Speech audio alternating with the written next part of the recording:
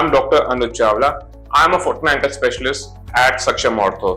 तो आज हम बात करने वाले हैं एक ऐसी कंडीशन या एक ऐसी परेशानी के बारे में जो वैसे काफी कॉमन है बट डायग्नोसिस उसका बहुत बारी बनता नहीं है। तो that condition is called as Achilles tendon rupture। तो इस वीडियो में हम बात करेंगे कि Achilles tendon rupture होता क्या है और उसके सिम्टम्स क्या होते हैं। बात करें Achilles tendon rupture के, तो सबसे पहले हमें यह जानना है कि Achilles tendon होता क्या है। तो अगर हम इस फुट मॉडल को देखें और ये हमारी जो एडी या की हील बोन है जिसको हम कैल्केनियम भी कहते हैं, इसके यहाँ पर एक मसल अटैच होती है जिसका नाम होता है Achilles tendon। Achilles tendon हमारी बॉडी का सबसे स्ट्रॉन्गेस्ट टेंडन है, but at the same time blood supply का थोड़े से प्रॉब्लम की वजह से it is one of the very common tendons to get ruptured also.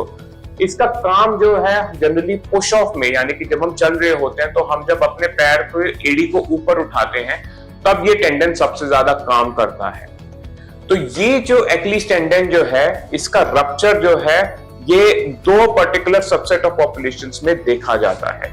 तो फर्स्ट सबसेट जो है वो है runners. So some people who are very frequent runners but not that frequent, उस पर्टिकुलर एंटिटी को हम कहते हैं वीकेंड वॉरियर्स, यानी कि वो लोग जो सिर्फ वीकेंड पे जाके रन करते हैं और बाकी दिन 9 to 5 की जॉब करते हैं। तो ऐसे लोगों में ये रप्चर जो है ये काफी कॉमन देखा जाता है।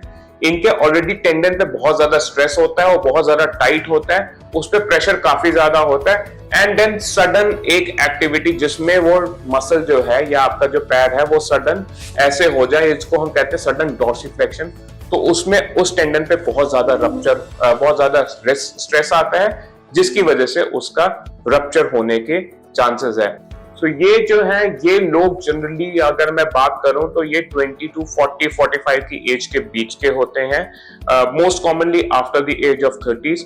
Most of them have something like एक कॉर्पोरेट की जिंदगी जिसमें वो अपना पूरा दिन जो है एक सेडेंटरी लाइफस्टाइल को जी रहे हैं, लेकिन वो फिर सडनली 2 दिन जो है वो अपनी किसी स्पोर्टिंग एक्टिविटी में या किसी रेगुलर रनिंग एक्टिविटी में कर रहे हैं, में एंगेज्ड हैं। पेशेंट्स को सडनली एक पॉप करके एक साउंड आएगी जिसके बाद वो कई बार वो चल नहीं पाएंगे, उनको थोड़ा सा स्वेलिंग होगी, but most of the time patients थोड़ा बहुत चल भी पाते हैं। और होता क्या है कि वो डॉक्टर के पास जाते हैं, एक जीपी के पास जाते हैं, उनको वो समझ नहीं होती, वो एक एक्सरे करते हैं जो नॉर्मल आता है और उसके बाद वो उनको घर भेज देते हैं। So that is why it gets under diagnose या अंडर रिपोर्टेड। दूसरा सबसेट ऑफ पॉपुलेशन जो है वो है थोड़े से ओल्ड पीपल, जो कि हमारे इंडिया में सबसे ज्यादा हम कॉमनली देखते हैं।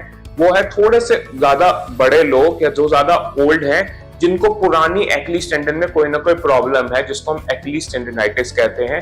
उन्होंने उसका वो ट्रीटमेंट भी ले रहे हैं, और क्योंकि पुराने इन्फ्लेमेशन और पुरानी प्रॉब्लम की वजह से जो उनका टेंडन है वो ऑलरेडी काफी ज्यादा कमजोर है, फिर just suddenly without any specific injury उनको सडनली एक सिवियर पेन होता है बैक ऑफ द हील में, और वो उसके बाद उनको चलने में थोड़ी बहुत मुश्किल होती है। Many a times it presents as complete rupture और बहुत बारी incomplete rupture के साथ भी होता है। इन पेशेंट्स में सबसे ज्यादा जो एक कंसर्निंग चीज होती है कि जो मैं देखता हूं इंडिया में, वो ये है कि इन लोगों ने कभी ना कभी अपनी जिंदगी में कोई स्टेरॉइड का इंजेक्शन लिया होता है, क्योंकि कभी भी किसी को पेन होता है उन्होंने उसके इलाज के लिए वहां पे एक इंजेक्शन लगा देता है एक जनरल प्रैक्टिशनर, और उससे वो टेंडन ऑलरेडी जो पहले ही उसमें इन्फ्लेमेशन चल रही है वो और कमजोर हो जाता है, और उस कमजोरी की वजह से उसके रप्चर होने का चांस होता है। तो ये जो है ये सेकंड सेट ऑफ पॉपुलेशन है, इसमें मेल्स फीमेल्स इक्वली इन्वॉल्व है, जबकि जो फर्स्ट सेट ऑफ पॉपुलेशन है उसमें it mainly involves the mail population. और अगर हम लोकेशन की बात करें तो ये दोनों अलग अलग डिफरेंट लोकेशन पे होते हैं। सो जो फर्स्ट सबसेट हमने बताया जो कि रनर्स में होता है, वीकेंड वॉरियर्स में होता है, वो अगर टेंडन यहाँ पे जहां पे अटैच होता है उससे लगभग 2 से 4 सेंटीमीटर ऊपर होता है, और इसको हम कहते हैं नॉन इंसर्शनल Achilles रप्चर। अगर बाहर के देशों में देखा जाए, यूएस में, यूके में, तो ये सबसे ज्यादा कॉमन है।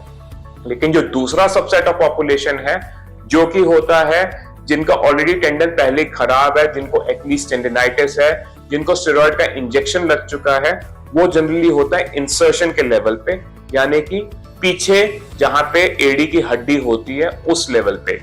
तो ये जो है इनको हम इंसर्शनल एक्लीस टेंडन रप्चर कहते हैं। दोनों ही केस में सबसे कॉमन सिम्टम होगा पेन का, सडन एक गिव वे का, जिसके बाद उनको थोड़ी सी कमजोरी होगी चलने में, और वीकनेस।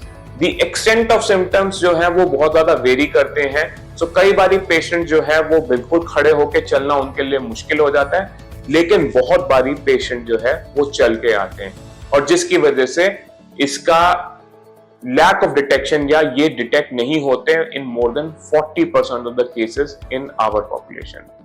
सो ये था अबाउट एक्लीस रप्चर और इसके क्या सिम्टम्स होते हैं।